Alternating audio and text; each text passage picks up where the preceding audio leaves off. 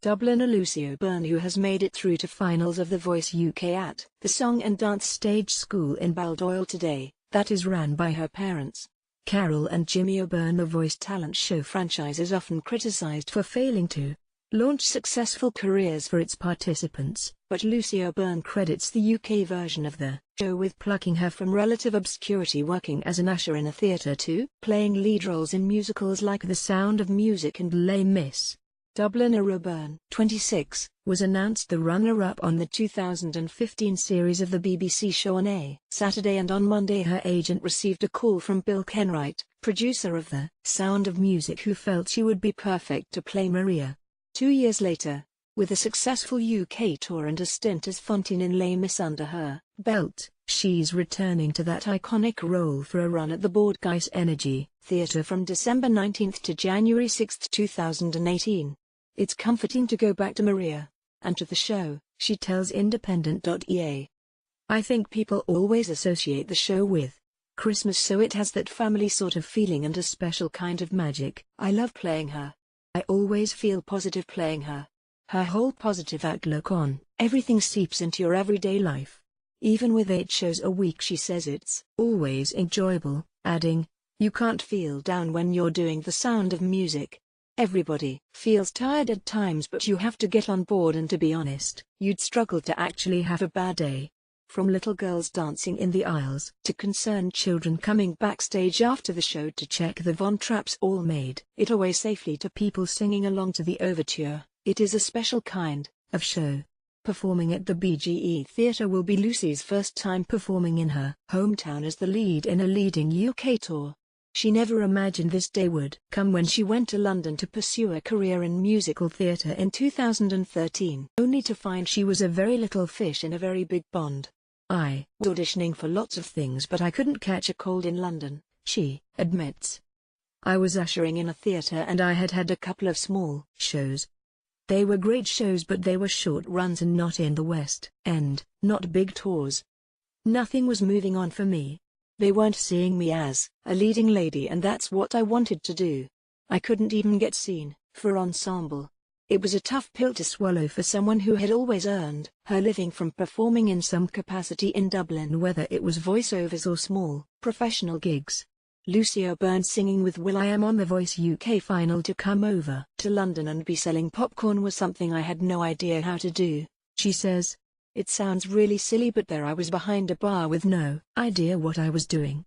I was freaking out. I literally used to be running up and down. What is this? What is this that this person asked for? What does it mean? I had no clue."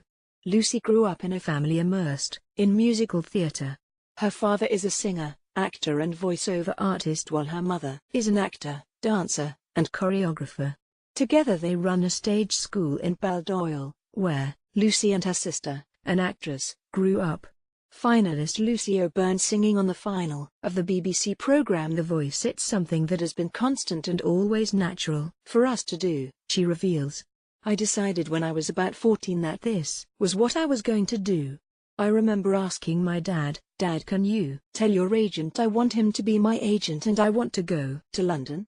And he was like, 'No, you're doing your leaving cert.'" In 2015 her singing teacher suggested she try out for The Voice in an effort to raise her profile and hopefully generate some work. They knew will.i.am was open to classically trained singers and musicians who didn't fit the classic pop mold. "But I really didn't want to go for it," she says. "I really didn't want to, and I actually pretended to be sick on the day of my audition. I called my singing teacher and my agent and said, 'Oh, I can't go. I've never done that before for anything in my life,' and it was only that I didn't want to piss them off that I went in the end." Despite her reluctance, she made it through the early rounds and found will.i.am pressing his button and turning for her. Then she made it to the shows and sang her way into the final. Finalist Lucy O'Byrne singing on the final of the BBC programme The Voice. "It was an unusual choice. And it wasn't something I wanted to do," she says of the show. "People go on shows like this and it ruins their careers. But I didn't really have anything going on at the time. I was ushering and didn't have a career to ruin, so off I went. I had no intention of getting as far as I did. I'm still so grateful. I can't believe people voted for me and I got all the way to the end. Despite not winning, she secured a record deal and released her album debut in 2016. The offer for The Sound of Music landed on her lap and she later secured her dream role as Fantine in Les Mis. It was so special to be a part of Les Mis, she says wistfully. It was always my favorite show since I was tiny. It was always in my head since I was very small. My family grew up listening to it and loving it. I grew up wanting to be in it, from the very first time I've ever sang on stage on my own. It was always something I dreamed of doing. Lucy O'Byrne on The Voice UK, BBC One. When I got it, it was such a dream come true. I was afraid to tell people, even when we started working, in case somebody found me out. I didn't want to say anything to anybody just in case. This sense of insecurity may seem at odds with our huge talent, but it has served Lucy well, at least in terms of taking part in The Voice UK, and also The Voice of Ireland, which she had taken part in previously. I enjoyed my experience on The Voice UK, but I went in with my eyes open. I didn't go there thinking I was going to come out best mates with will.i.am and we would record together. Some people do think that. For as long as these reality shows have been running, people still sort of think that's what the outcome is going to be, that they're going to come out as Beyoncé or Rihanna, and it's not like that, she says. Singer Lucy O'Byrne and her mom Carol.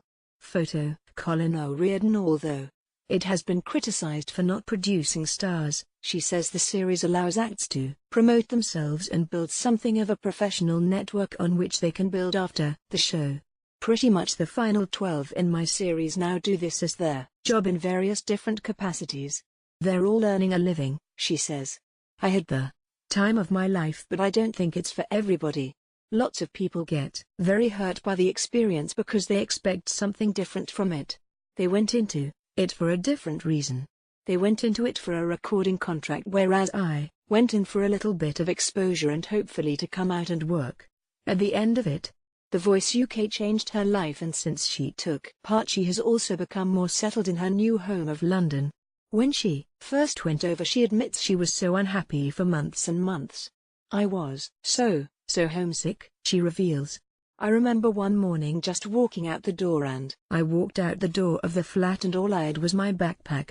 I would usually take out for the day, and I walked to the train station and went to the airport and flew home. I had no plan. I didn't know I was going to do it when I woke up. I went home and stayed at home for about 2 weeks.